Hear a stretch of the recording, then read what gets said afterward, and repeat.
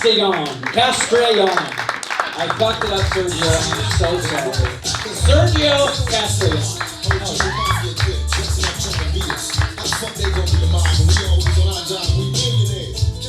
This is the first time someone's had me walk on with a Tupac song going on. As you can clearly tell, doesn't fit me. Right? Like, you look at me like, no. He's definitely not from the hood. He's wearing like a shirt that probably costs like $30. But thank you guys, you guys are a lovely crowd. I know it's not a huge one because the Oscar's taking up everybody, but I'm glad you guys are here. I just want to put a quick disclaimer though. That's my dad over there. If you guys don't laugh tonight, he's not going to let me come home tonight. So just putting a disclaimer out there because remember, homelessness is an issue in California. You guys don't want to contribute to that. And I've done comedy for like a few years now, and I've learned a few things.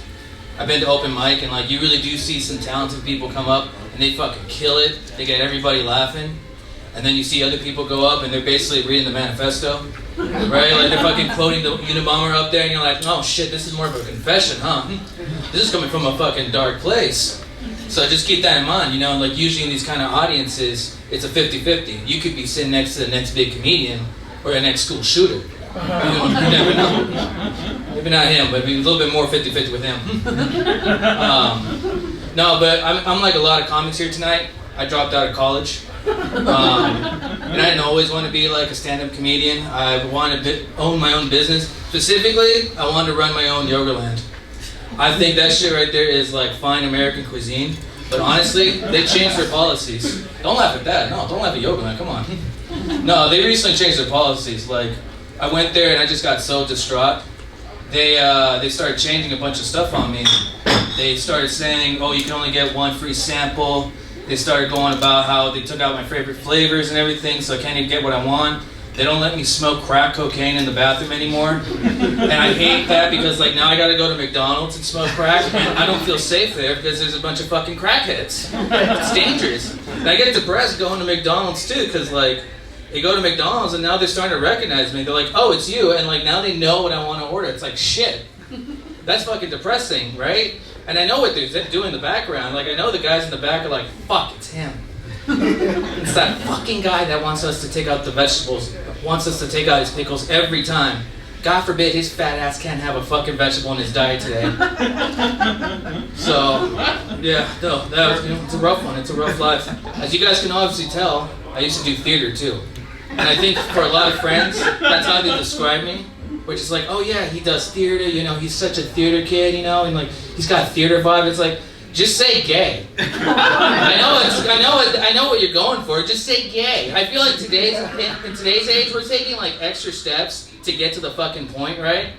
You know, like, disclaimer, I'm not gay, despite what my doctor believes. I'm just throwing that out there, ladies. Anyways, no, it's kind of like when people start saying like DEI. You know what they're really going for. Have you ever heard someone say in a sentence? You know they're going racist. You guys have said it, that's why you guys aren't laughing. I'll move on, I'll write that one off next time. Sorry guys. My doctor, speaking of which, is like a hard person to please because he's always disappointed every time I go see him. He started talking to me and like just every problem you have, fun fact, if you're fat, every issue you will ever have, your doctor's going to be blaming that. You can go in like, hey doc, my knee's hurting.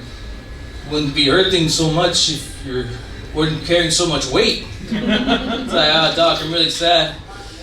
Yes, McDonald's got rid of its value menu, I know.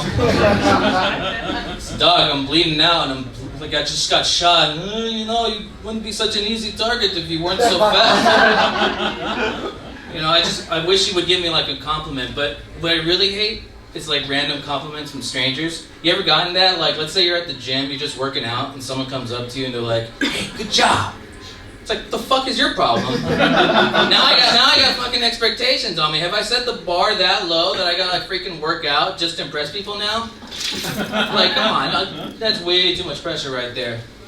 I went to Japan recently, and it's a beautiful country. I ain't trying to advertise it, but I'll be honest with you guys, this country right here, they fucking accommodate the hell out of me because like I just realized, man, I'm fat. You going out there and like I'm debating like shit, can I fit down that aisle right there and everything, you know? like I was going to this buffet and like I started going in, like I got like 3 fucking plates because it's a buffet, right? You know? And then all of a sudden someone came up to me and said, "Sir, those are other people's plates. You can't eat that. This isn't a buffet." I mean, they're very nice people because like they didn't say anything until I finished, but shit. And then I remember I was going into an elevator and like it was the first time in my life where I felt like, oh, I don't have confidence in this thing.